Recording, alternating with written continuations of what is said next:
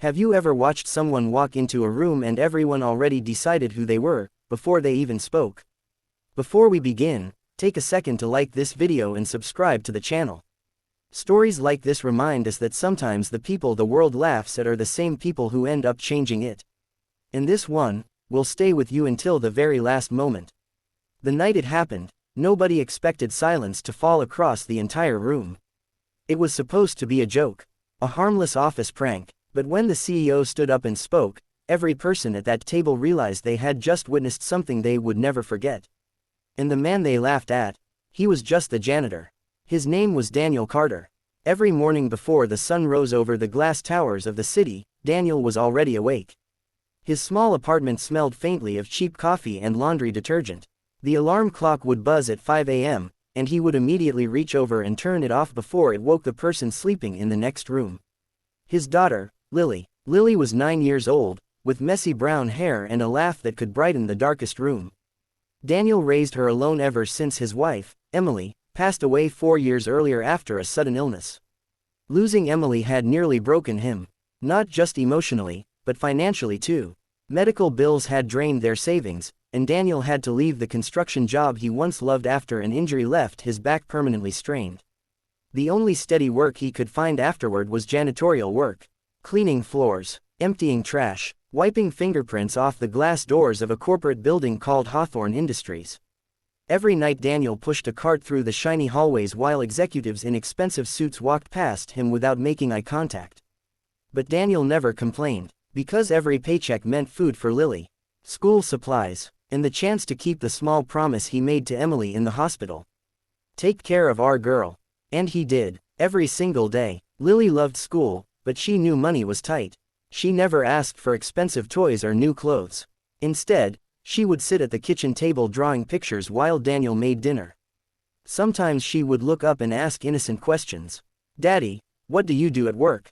Daniel would smile. "I make sure the building shines." And Lily always nodded proudly, like her dad was the most important person in the whole company. In her eyes, he was. Meanwhile, at Hawthorne Industries, the atmosphere was completely different. The company was run by Victoria Hawthorne, the young but incredibly respected CEO who had taken over after her father retired. Victoria was known for two things: intelligence and quiet authority. She didn't tolerate laziness or arrogance. But she also had a strange rule that confused many of the executives. Every quarter, the company hosted a charity dinner where employees could invite guests, meet leadership, and raise funds for community projects. It was meant to encourage connection between all levels of staff. But some employees didn't take the spirit of the event seriously. One afternoon in the marketing department, a group of younger executives were laughing around a desk. "Hey," one of them said, "you know what would be hilarious? What? We should set Daniel up on a blind date for the charity dinner." They all started laughing. The janitor, "Yeah, imagine him sitting there with the CEO and investors." Another added sarcastically, "Maybe he'll talk about mopping techniques." The laughter grew louder. Someone printed a fake invitation. Another employee convinced Daniel that a woman named Claire wanted to meet him at the charity dinner. At first, Daniel hesitated. He hadn't dated since Emily died. But Lily noticed the invitation sitting on the kitchen counter. "You should go," she said softly. Daniel looked uncertain. "What if it's awkward?" Lily shrugged. "Mom would want you to be happy." Those words stayed in his mind. So he decided to go. The night of the dinner arrived. The event hall inside Hawthorne Industries looked nothing like the building Daniel cleaned every night.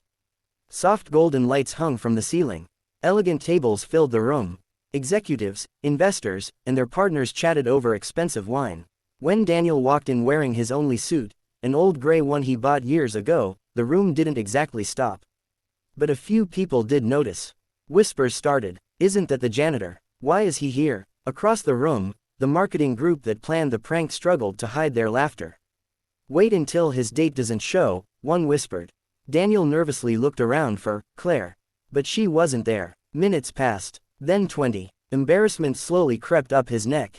He realized something was wrong. Some nearby guests began quietly laughing. One man even muttered, "Someone's having fun with the help tonight." Daniel felt the sting of humiliation. He grabbed his coat, preparing to leave. But then a voice behind him said gently, "Daniel." He turned. Standing there was Victoria Hawthorne, the CEO. Daniel immediately straightened. Ma'am, I'm sorry, I think I came to the wrong. Victoria raised a hand. No, you didn't. She looked around the room. Her eyes stopped briefly on the group of executives who had orchestrated the prank. They suddenly looked very uncomfortable. Victoria turned back to Daniel. I heard you were invited on a blind date tonight. Daniel hesitated. Yes, but I think there's been a misunderstanding. Victoria paused. Then she said something no one expected. Well, I suppose that makes me your date. The entire room went silent. Daniel blinked. I don't understand. Victoria smiled calmly. Someone thought it would be funny to humiliate a hardworking employee. She looked across the room again. But they forgot something. Now everyone was watching. Executives, investors, staff. Victoria pulled out the chair beside her table and said clearly enough for the entire hall to hear. Daniel Carter has worked in this building for 4 years. He's the first person here every morning and the last to leave most nights. I know this because unlike many people in this room, I actually pay attention. The silence grew heavier. Daniel stood frozen. Victoria continued. I've seen him help interns carry boxes. I've seen him fix things that weren't even his responsibility. I've seen him give half his dinner to the night security guard who forgot his lunch. Several people shifted in their seats. Victoria's voice softened. And I've seen a photo on his cleaning cart of a little girl. Daniel's eyes widened. My daughter, he said quietly. Victoria nodded. Yes, Lily. Then she said the words that stunned the room. Any man who works that hard to take care of his child deserves respect. She turned back to Daniel. So if you're willing, I'd be honored to share dinner with you.